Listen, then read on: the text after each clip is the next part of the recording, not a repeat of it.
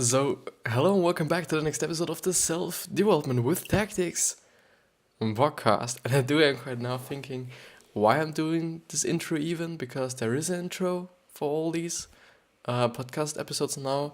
I do have to, I do have to underline it again.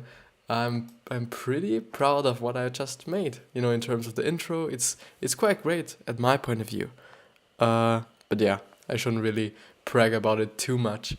As you can see here on this side, I think I actually do cover up myself with another window because I do feel like if I see myself, I'm quite acting differently than or when I'm not seeing myself, and therefore I'm just covering myself up so that I don't see myself, and I maybe even cover up the time.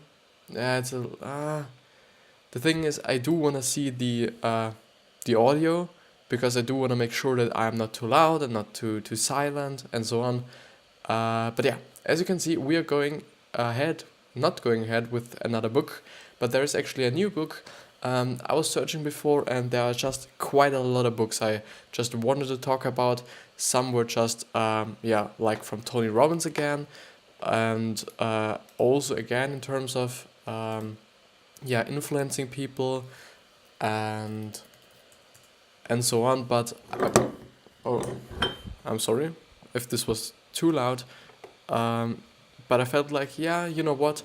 I want to do something differently. I want to do something business wise again and money wise again. So maybe because I'm more interested in it, and yeah, I could, some kind of back me up a little bit, because I do not know what you all want, and therefore I can do just whatever I want. And yeah, because no one is communicating to me that I should make this or that or this and that or whatever. So, which means that if you're really willing to, get some information on a certain topic, please just, hit me up on Facebook, on Twitter, on Instagram, wherever you whatever is the most convenient for you, so that I just do something on this certain topic you want. But we go ahead with Sam Walton, Made in America, which is actually some kind of biography of Walmart. So Sam Walton is the founder of Walmart. I do not know how Walmart is doing right now, if it is actually also expanding into the web, as a lot of TV um, TV publishers in my area are doing. So they all are just really, really fucking scary or scared actually, because Netflix has a lot of users and Amazon Prime has a lot of users. And what do? Only just a really small percentage of the whole population does really just watch TV. And this is their fucking problem, because they just, kind of need this fucking attention, but they practically do not get it anymore, not as much as, 5, 6, 10 years ago, where everyone was just looking or watching TV. But this actually seems to be a very, very great book. And the author of this article said that he normally just doesn't like biographies or autobiographies that much. But the thing is, he said that, I think it is a he said that it is pretty great actually, and that you can get a lot out of it, and therefore I'm going to talk about it. And I am still on the powermoves.com website, so if you want to read along with me, or if you want to read it by yourself or something other, or other book summaries or program summaries, then I would really invite you to just check out this website and go through the summaries, because you can learn quite a lot in just a very short amount of time. Yeah, so let's go with this little upper part here. So Sam Walton, never mind. So Sam Walton, Made in America, is the story of how Walton built Walmart. I found here some huge lessons learned. Yeah. The bullet summary: invest in your future, be willing to make no money today for a bigger tomorrow. This is actually something I quite stand for, and a lot of people like Gary Vee and so on just also quite stand for. The thing is, if you're just pretty used to just a normal life in terms of, you have just food, okay, that's good, and you have your money, your water, and you have your sanitary things, and you have your hospitals and whatever. It's okay, but you can live without a Lambo and without a yacht and without all these luxurious items. Then it's just great because you do have then a lot of money to just reinvest into your company. The second one is, sorry, continuous improvement. Look what others are doing well. This is actually something, and I have been underlining it a little bit more recently. But yeah, Tony Robbins is doing this as well. So his whole life he was quite modeling. Yeah, it's called modeling other people. So he just looks, what do they do? So normally he just kind of models or copies people that are extremely good at their craft, and then he just looks at them and is like, yeah, what are they doing? Why are they so good at what they're doing, and how do they do what they are doing, and how do they think, and how do they act, and all these, really, yeah, as the name says, he's really modeling them, and he just uses the knowledge he gathers out of this task for himself, and therefore then uses it for his own life and his own expertise and his own companies. And this is actually a pretty good way if you can learn that way.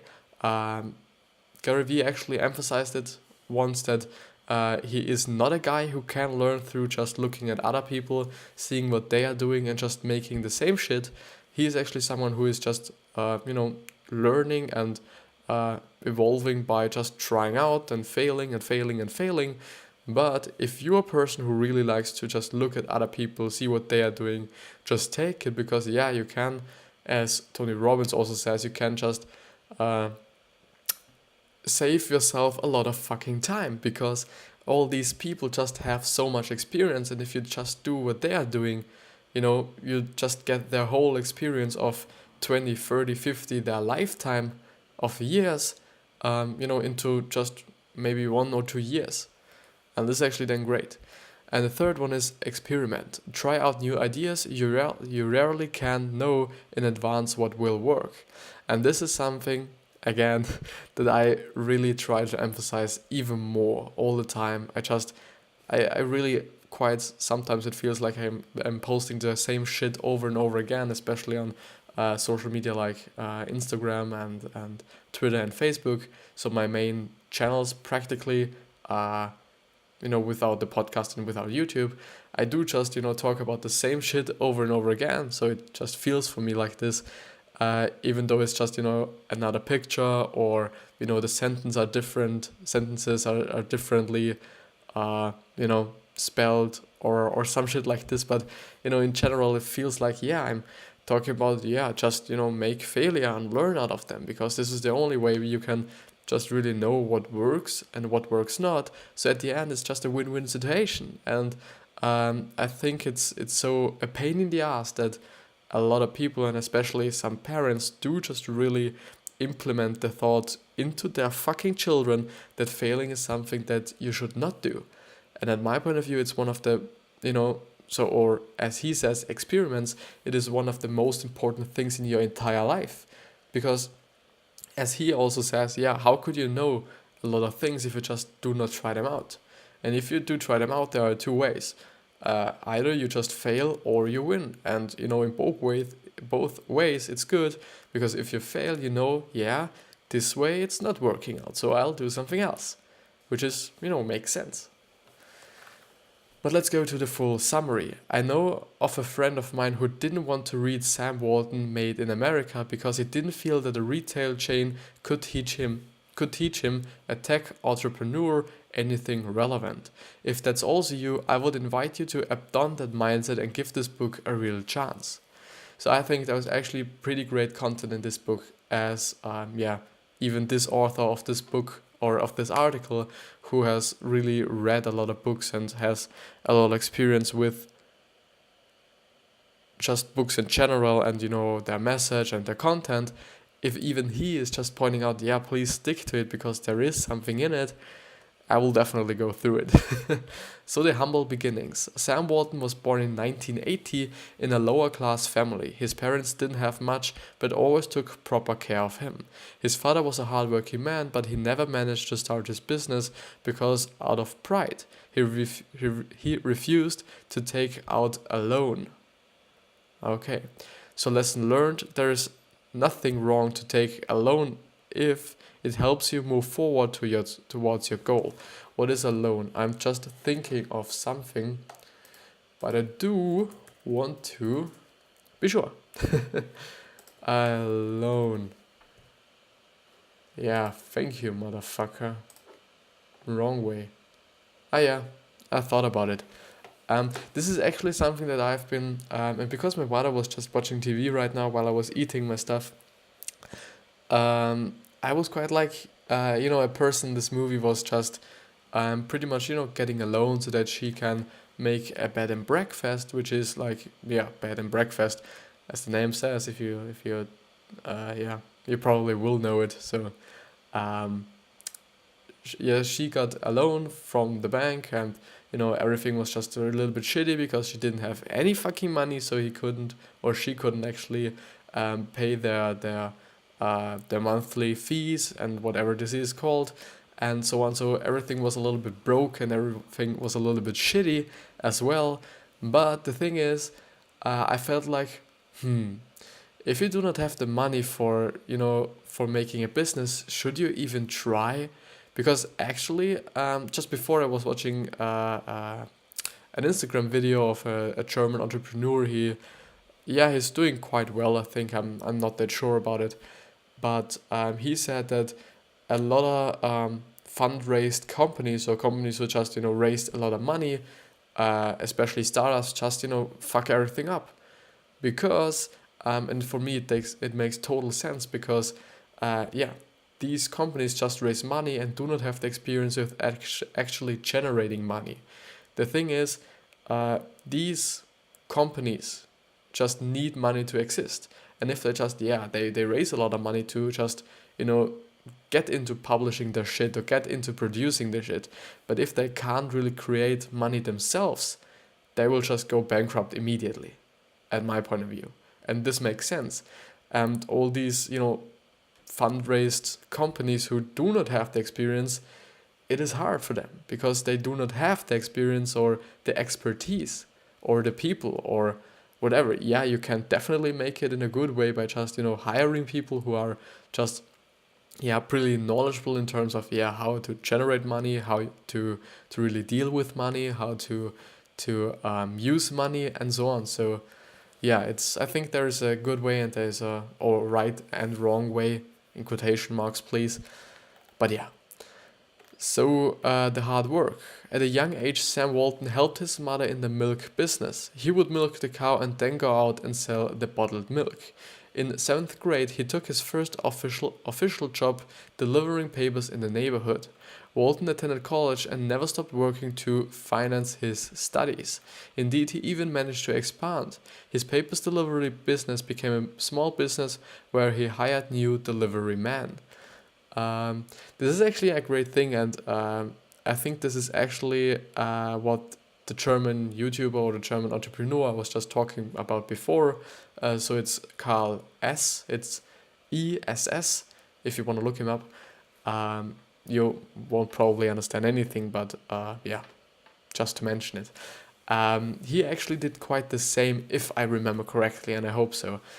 He was, delivering papers as well, so newspapers, I think, and he just made it like, he hired other people who were just working for him on his kind of area, because every just, delivery man or whatever this is called, I don't know, has, their own routes, and therefore he just, sold them or outsourced his routes so that he didn't have to work. So he just did something else and did probably something else business-wise.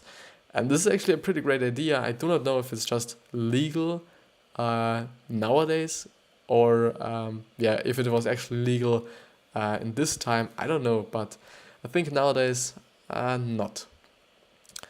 So lessons learned, hard work pays off, totally. And the second one is you can make a good income as long as you provide value. And this is definitely true. And this is the same thing on YouTube and in general social media as well.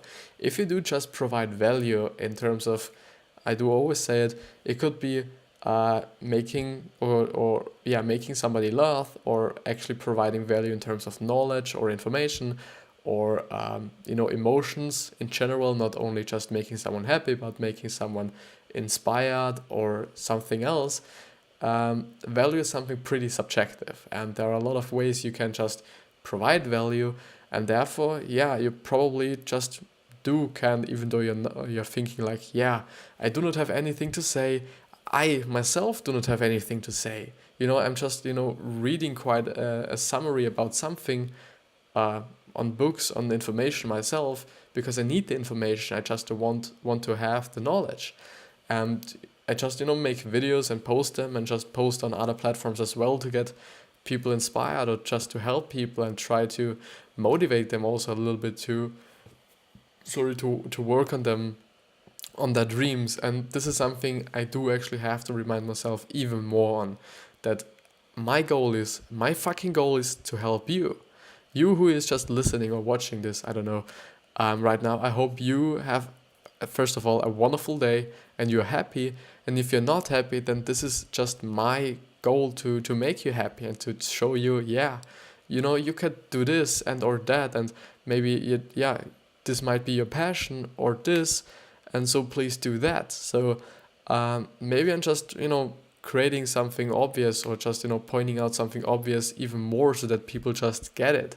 I don't know. What I'm trying to do is really, really, really fucking remind myself on, man, please help people, please give value to people, and just be conscious about it.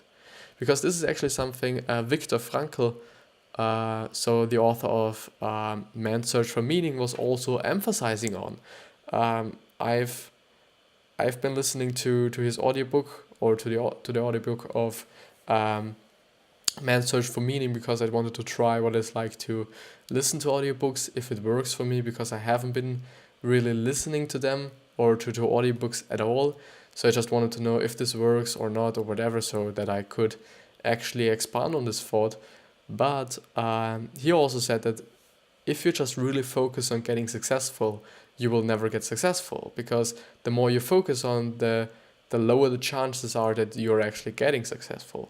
And this is, at my point of view, kind of true, because the thing is, it's the same thing as, what was I thinking about? For me it was like, I just really cut my hair pretty short in the last summer days, or the last summer months. And if I just focus every day on, please let my hair grow again, and so on, this will take way longer, because I'm keeping focus on it, and just focusing on my hair getting longer, at my point of view. And if I'm just living and doing something else, it will just grow. And I think this is the same with all other things. Even though, if I'm just talking about focus, if you focus on getting successful, you pretty much, if you just use the Tony Robbins approach to it, because whatever you're searching for is something you will find, or whatever you're just focusing on is what grows. If it's negative or positive, doesn't matter, but it will definitely grow.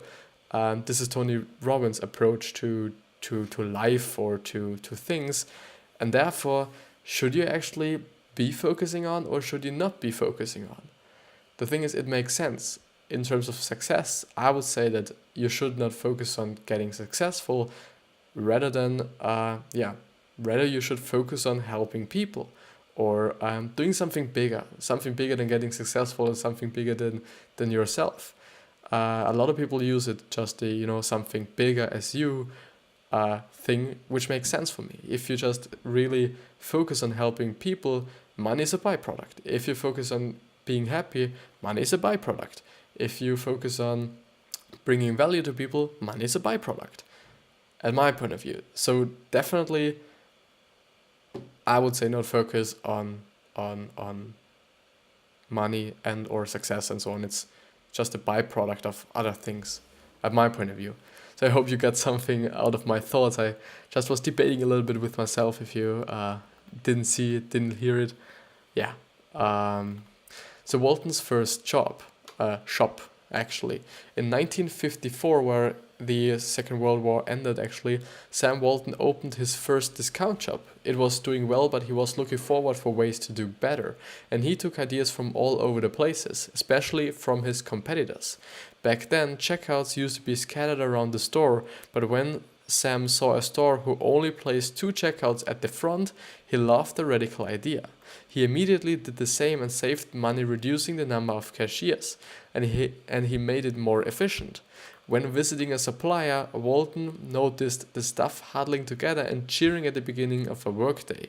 He loved the idea and immediately did the same in his new flagship store. The Walmart cheer was born. Ah, I didn't know that there was just some kind of Walmart cheer. I do have to look it up. Quite interested in what it looks like. 1962, the first Walmart. So Walton was a very successful man in retail, but it was relatively late. In 1962 that he introduced Walmart. In one of his usual journeys observing competitors and other retailers, he became convinced that discount stores were the future. In a way, Walmart was another experiment for Sam. Walmart indeed was ugly to start with, but the question for Walton was, would shoppers stop strictly because of lower price? It turned out they would. This actually seems to be, even though it's just something about marketing. Prices are not like, a quality product just has to be expensive. No, it doesn't has to be. In terms of jewelry, yeah, maybe. But in terms of just like cars and or smartphones and all these things, there are for sure components, especially software, that is expensive. Yeah, it makes sense. But the thing is, you just pay for the brand. Just, to be honest, you pay for the brand, and it's some kind of thing of marketing. You just market a product by its price, and the price just kind of correlates to the to the image of the product. If your product is a premium product, selling it for less than all the competitors' normal products won't make the job. It wouldn't work. So therefore, yeah. But in this way, yeah, to just not get caught up in some stupid thinking. Money is actually, or the price is actually, a really important thing, especially in the grocery shopping area, because you just buy the banana with the lowest price. If you do not just care about organic stuff or some kind of fair trade stuff, this would be then something else. Put customers first, and this is actually the thing with you will generate money as a byproduct if you just focus on giving the customer the best value or the best prices. If you know that all your customers are just about the price, then what would you do? You just make all prices be great, and then people will come. This is just it. And if you just focus on money, you will just have high prices and so on, maybe even, and then nobody comes. Because you're not watching your fucking customers. You're not watching your target audience. So Walton always wondered what he could do to make the shopping better and easier for the customers. When he realized that farm families drove into town on Saturday to stock up, he analyzed their behavior. They would need to go to different stores that were small and specialized. They would need to find parking each time, and all stores would close early. He answered with bigger one-stop stores, long opening hours, and free and abundant parking. And this makes sense. And I'm just now thinking, is there something...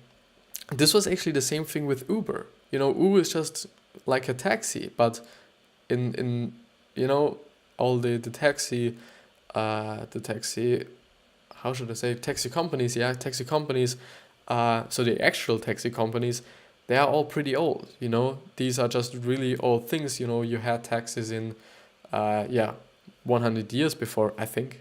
I hope I'm not that wrong by saying this. 100 years, maybe not, 50 years. 50 years definitely.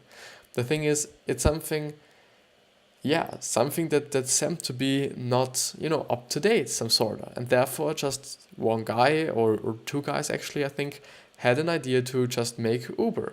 And they saw some kind of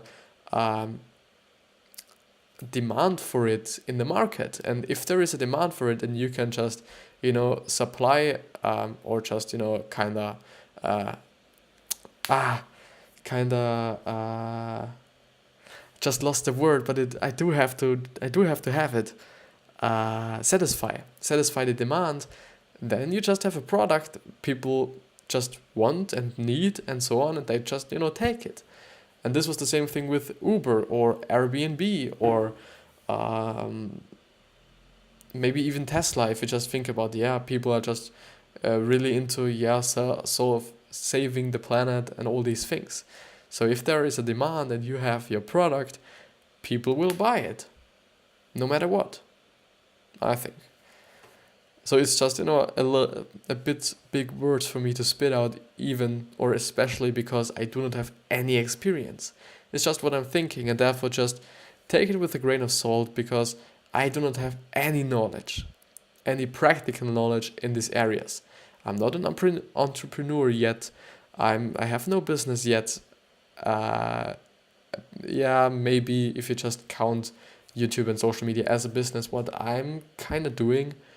But I wouldn't say that I'm an entrepreneur, especially not because everyone is using this word. I would either say something completely different, something very complicated, rather than just, naming myself an entrepreneur, because everybody's saying it, and I don't know, the most of the people aren't just, and so it kind of pisses me off to so much that I wouldn't just, use the same word, just a simple word for myself. I don't know. It sounds to be a little bit, never mind. So lower prices and a better shopping experience was the best way to attract customers in Sam's mind. And he never stopped looking for ways to improve on both. Putting small businesses out of business, Sam Walton's stores were so successful that every time he would open a new one in a new town, local smaller shops would go out of business. That drew a lot of criticism on Walmart, but Walton had a different philosophy. If customers shopped at Walmart, it is because Walmart gave people a better experience. Walton indeed wasn't afraid of other big retailers. He thought that competition improved their acumen and made Walmart better. Nice thing. A lot of people just dwell about, the competitors and are like, the competitors are so bad and whatever. But he just looks at them as, it's just good for me as well. The big discounts. It was in trying to lure customers away from a local Kmart that Walmart came up with its first big discount tactic. The local manager wanted to make a big promotion on laundry detergent, but to get the prices down, he needed to order 3,500 cases. But at this point, Walton thought that was crazy, but he finally got around that the idea could have worked and went ahead with it. Big orders for lower prices has since become Walmart's modus operandi. Modus operandi. I do have to keep that in mind. It's always nice to hear something Latin in English, like vice versa, or modus operandi, or whatever. It's always kind of great. This, I don't know, it feels great for me. The lesson we've learned here is lower your prices to sell more, and you still come out with a bigger profit. Totally. It's just really kind of marketing wise, or just what your target audience is looking for. They were looking for, a really just low prices, and therefore you just need to sell a lot of pieces if you have low prices. If you have high prices, you obviously do not have to sell that much. Price wars. In Little Rock, a new Kmart opened and tried to lure customers away from Walmart, again with low prices. Walton gave the order that everything in Walmart has to be as cheap or cheaper than the Kmart's items. During the ensuing price was toothpaste during the ensuing price was for toothpaste reached an all-time low of 6 cents when Kmart finally gave up. The lesson learned: every time a new competitor moved into town, Walmart had to push its prices as low as possible. This kind of reminds me of something, even though it's not quite correlated to it, only a bit. It's something. Yeah, actually, my marketing teacher in school told us it's think think global, act local, and therefore, yeah, he obviously has a lot of Walmarts, or just some of them, but he really just has every single local Walmart be adapted to the Kmart prices. So, or yeah, okay, if it was like, yeah, Kmart has had his prices or its prices everywhere the same amount or everywhere the same, yeah, it wasn't something local, but yeah. Employees mistreatment or employees treatment. Walton always put customers first, but he initially didn't do the same for the employees. One day in 1955, a store manager called Sam to say he would raise his store's employees' wage from 50 cents to 75 cents. These were pitiful wages even back then, less than $5 in 2018 terms.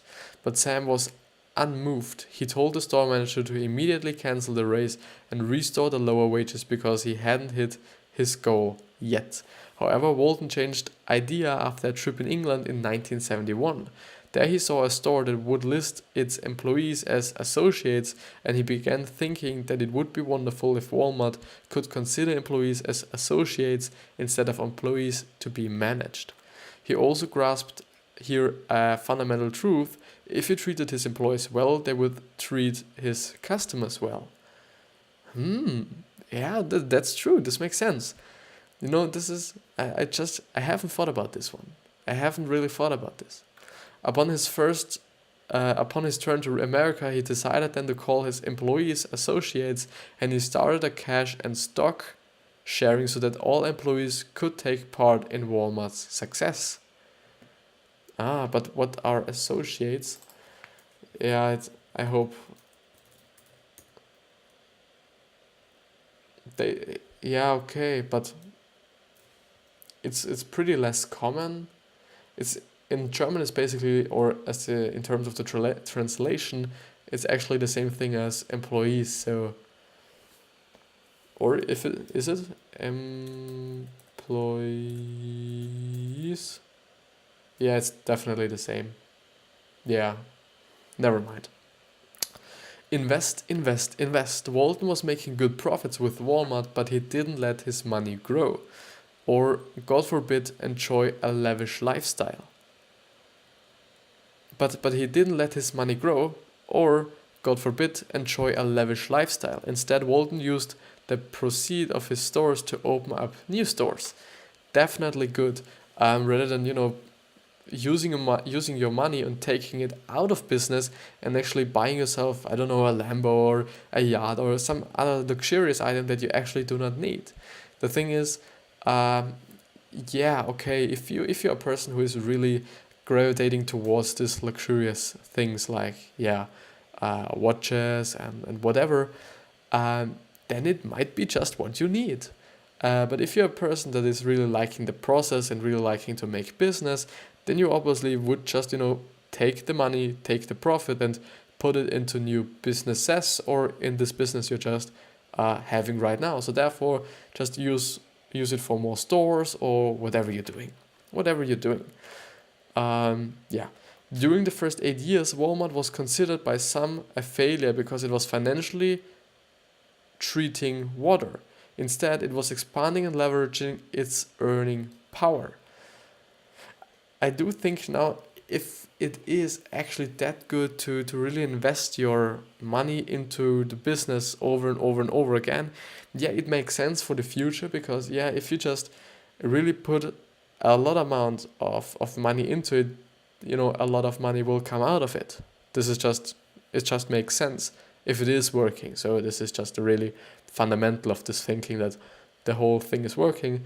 So if you're putting in money and money and money and money, it will exponentially grow. It's just everything in business seems to be like this. Also your personal, your net worth. Actually, what is the translation of net worth? Ah, I see. So simple, but never mind. So Walton's mistake, Walmart's power moves. Usually defining moments for companies happen in their early stages.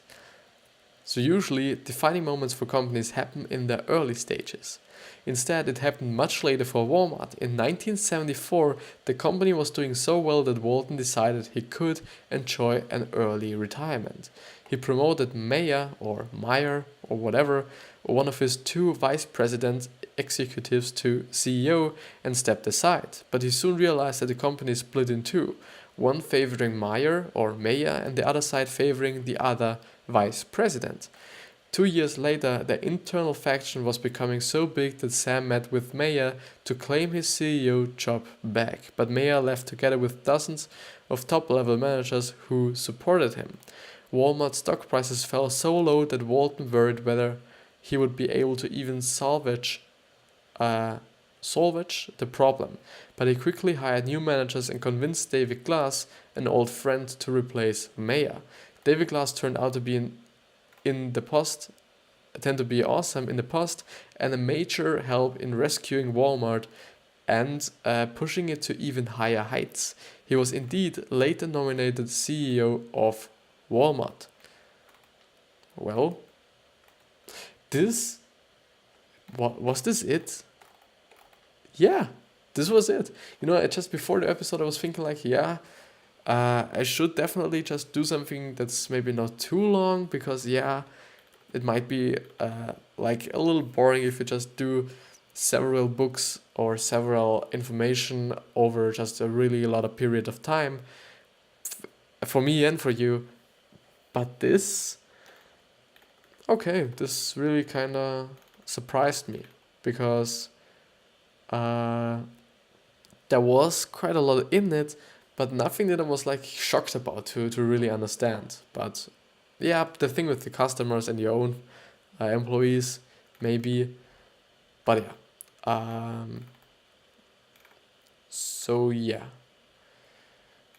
okay. So Sam Walton personality. This is also now the next chapter after actually the book Frugality.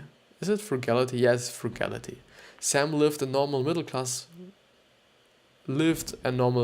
family, no sport cars, and no big mansions. And I think this is actually the fundamental for you to actually being able to grow your business, to just really cut down or cut back on everything else but the expenses you have to make, or the money you just want to really put into the business again. This is, I think, pretty important, and this is also what Gary Vee actually emphasizes even more, because it's just the truth. If you just take every single penny you do not actually need in your life and put it into your business, you will definitely just be faster at your goal or whatever than if you would just be like, just buying whatever I want. Even though often it is like, and this is the point for me why I do it as well. So I just really try to not use money for anything, quite not anything that's really unnecessary. So I do just save a lot of money. I do not think at the moment if I should invest it or save it up even more. I'm not quite sure. So but I will find out and I will figure it out. The thing is, the faster you start to invest, the better it is, because you obviously then have more time, especially if you're just investing into index funds, what you should actually be doing, or it seems to be that you should be doing it. So if you do not know what index funds is, I just learned about it a lot, I think 2 days ago or yesterday. I don't know, never mind. So I've learned about it because I was interested in it, because Tony Robbins and also Warren Buffett talk about it, and they both say that this is actually the best best way to invest your money, because low fees, high return, but the downside of it is that it takes a lot of time.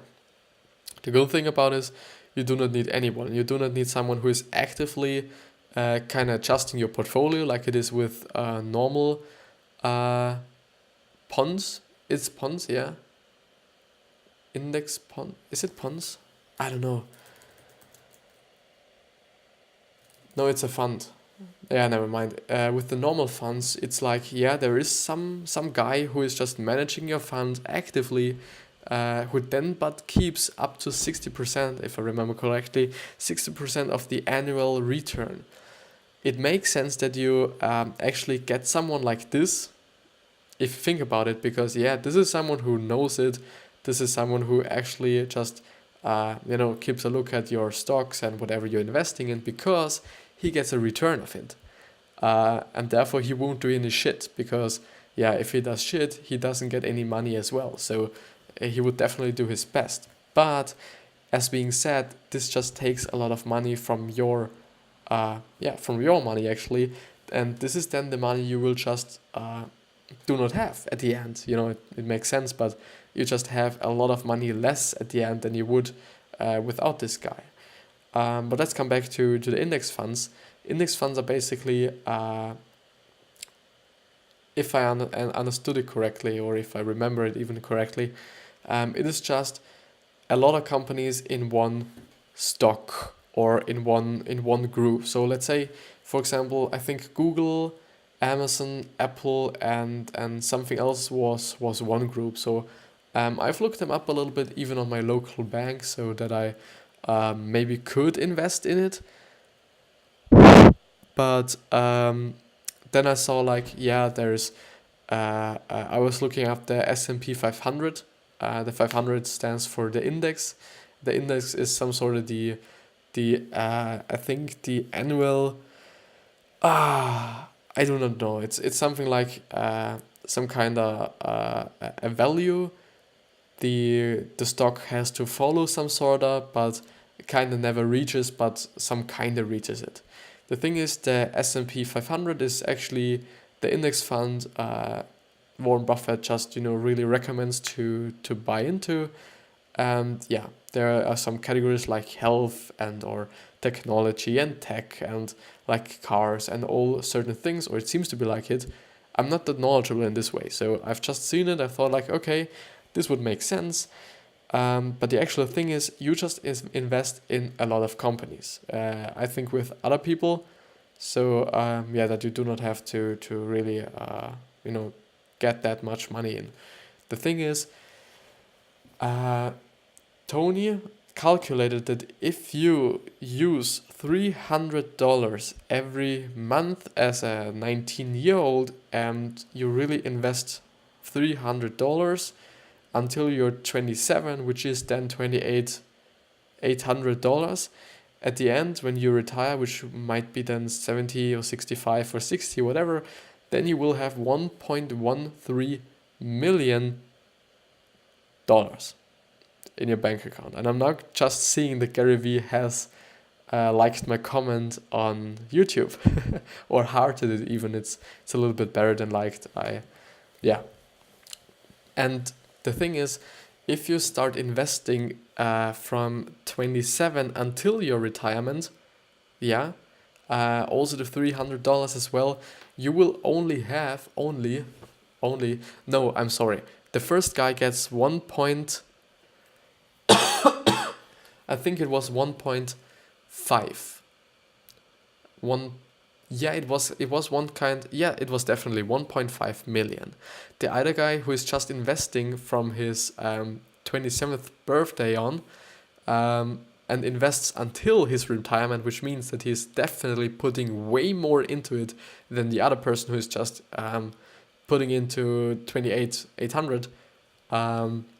He will then get out of it 1.1 million. So at the end, he puts in way more money, but gets just a little bit less out of it. So if you want to invest, just get knowledgeable in it. Just maybe read a book on it. I maybe just doing a new book on it because I do have a little bit more knowledge than before, so therefore it would be good, and this is definitely a field I should be a little bit more knowledgeable in, or it would be good for me to be more knowledgeable in, and so therefore it's just good if I go through it once more, even for maybe something like the Intelligent Investor or the Intelligent Investor is so the go-to book for Warren Buffett, or it was actually his first book and the book that he was the most enjoying. But we move on. Continuous improvement. Sam always looked for ways to do better. He always visited other shops pondering what he could improve for Walmart. Always a good idea. Start and fix along the way. Walton didn't start with beautiful stores. The first Walmart were ugly, but he knew he could fix that later. Definitely true, and this is definitely what I'm doing. I just always produce the videos, upload them, and most of the time, so in my really early stages, actually 2 weeks ago, I didn't even make the thumbnails because I was like, yeah, I do just want to be fast and, not that precise. But yeah, prioritize. Sam was happy to start with very ugly stores because he went by priorities. Beauty wasn't the top priority, getting worse cheaply was. Or worse or whatever, just, products easily. The fifth one is try new things. Walton wasn't afraid of trying new crazy things to see if they would work. Yeah, it's always good. You could always, as I just was pointing out before, you can just learn, either by failing or by winning. Think long term like Jeff Bezos. Walton was happy to enjoy little earnings to invest in the future. Definitely. Life is unfair. Early on, a major setback sought Walmart. Yeah. Now the real life applications. Yeah, it's actually no, I'm not going to talk about it. So I will go on because I want to finish this one today, whatever it takes. So look at what the competition is doing right. This is the biggest takeaway for me. Most people put their ego ahead and look at competition to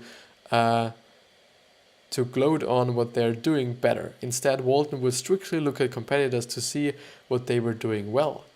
Watch out for a power struggle. When Sam promoted one of his vice presidents as CEO, a power struggle erupted.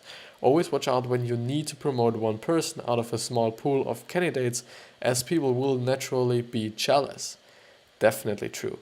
Watch out when you demote powerful people. Taking the job away from Mayer when he was the CEO was a risky move. Nobody takes demotions from a power position lightly. Always watch out who you give power to and how you can take the power away in the most efficient way possible. The concept about the book is the autobiography, Normal Limitations. As an autobiography, you have to keep in mind that Walton might have a tendency to embellish his own story. Indeed, I think he would have come across even better if he had put some more third-party criticism. Caring for associations. Or associates. Honestly, at times all the words of affection and caring for the associates or employees sound a bit empty. Marketing speak.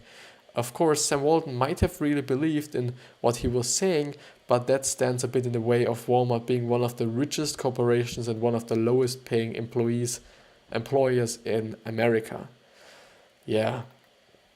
He's actually making good for people and he's making bad for people. He's making bad for people who are working there, who have to work there, but he's making good for people who just want to just get very cheap groceries. The pros of this book is treasure trove of mindset of success. In today's tech world, it would be easy to discount Sam Walton, made in America, as yesterday's success story. Instead, it's jam-packed of mindset of success.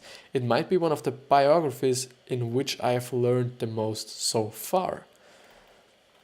Great, so this would actually be a thing to maybe see for other summaries. So this is always a thing. If you're not quite satisfied with this one summary I gave you, you can always just look up for another summary that might be even better, or just have even more knowledge in it or other knowledge in it. So it always depends, you know.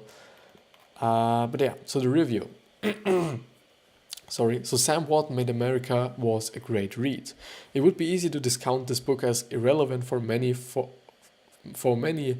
younger generations. I'm sorry. After all, what's got a retailer to teach? Well, it turns out a lot. The mindset are the same whether you're tech, retail, or arts. And this is probably the biography I've enjoyed and learned the most from so far. I am starting to see a trend among those who build multi-billion-dollar companies. The trends I'm seeing are a life for the company, always at work, only live for work. Frugality, investment in the future at the cost of less earning today, and always be learning, experiment with new ideas, and money is not the sole or prime motivator. The last one is definitely one of the greatest. So great learning stuff. Even though I'm not a big fan of a life only for work, I learned hugely from this book. I can only recommend Sam Walton Made in America. Actually, which is something that surprised me pretty, is that Jeff Bezos also doesn't like to work that much. So he built himself a business. He's not the richest man in the world, but he says, yeah, he definitely just likes to have his leisure time as well. So he's not only about work and about working and like his business. This is not what he.